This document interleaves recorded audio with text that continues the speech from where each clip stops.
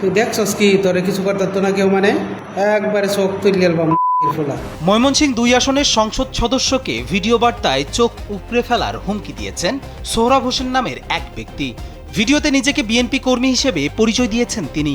এ সময় সংসদ সদস্য মোহাম্মদুল্লাহকে অকথ্য ভাষায় গালাগালির পাশাপাশি চোখ তুলে ফেলার হুমকি দেন তিনি।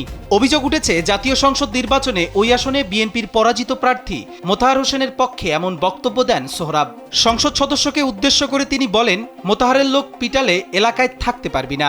কথিত ওই বিএনপি কর্মী এ সময় বলেন, সরকারের বিরুদ্ধে আরেকবার আন্দোলন করলে একটাও ঘরে ফিরে যেতে পারবি না।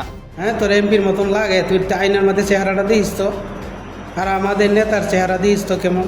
সোহরাবের এমন হুমকিতে আইনের আশ্রয় নেয়ার কথা জানিয়েছেন বাংলাদেশ খেলাফত মজলিস থেকে নির্বাচিত সংসদ সদস্য মোহাম্মদুল্লাহ। তিনি অভিযোগ করেন, চাঁদাবাজি বন্ধ করায় এক গোষ্ঠী তার উপর ক্ষিপ্ত হয়ে এমন হুমকি দিচ্ছে। মানে একজন সিএনজি ড্রাইভার যদি দেশের একজন এমপি এমনি কোয়াবে করে রাস্তাঘাটে, দেশের আইন শৃঙ্খলা অবস্থা কি হতে পারে এটা আপনি বুঝেন। যে আইনি ভাবে চা নেওয়া, আইন আশ্রয় নেই, আইন যেভাবে আগা সেভাবে আগাবো।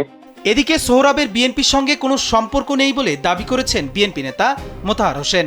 তিনি অভিযোগ করেন, তাদের ব্যক্তিগত বিষয়ের মাঝে বিএনপিকে টেনে আনা হয়েছে।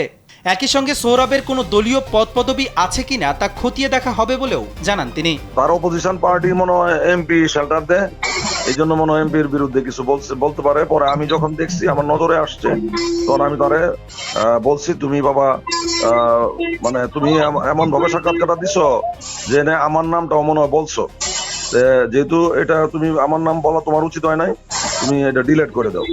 পরে সে এটা ডিলিট করে দিছে। এরই মধ্যে সংসদ সদস্যের পক্ষে থানায় লিখিত অভিযোগ দিয়েছেন বাংলাদেশ খেলাফত মজলিসের তারাকান্দা উপজেলার যুগ্ম সাধারণ সম্পাদক গিয়াসউদ্দিন। বিষয়টি নিশ্চিত করে দ্রুত আইনগত ব্যবস্থা নেয়ার আশ্বাস দিয়েছেন তারাকান্দা থানার ভারপ্রাপ্ত কর্মকর্তা। ভিডিওতে মাননীয় সংসদ সদস্যের মহোদয়ের সম্পর্কে মানহানিকর মন্তব্য দেখা যায়। উল্লিখিত বিষয়ে ওনার প্রতিনিধি এসেছিলেন, আমি জিডি এন্ট্রি করতে বলেছি এবং আইনগত ব্যবস্থা নেওয়া হবে, অথবা ওনাকে সাইবার ট্রাইব্যুনালে গিয়ে অভিযোগ দেওয়ার জন্য পরামর্শ দিয়েছি।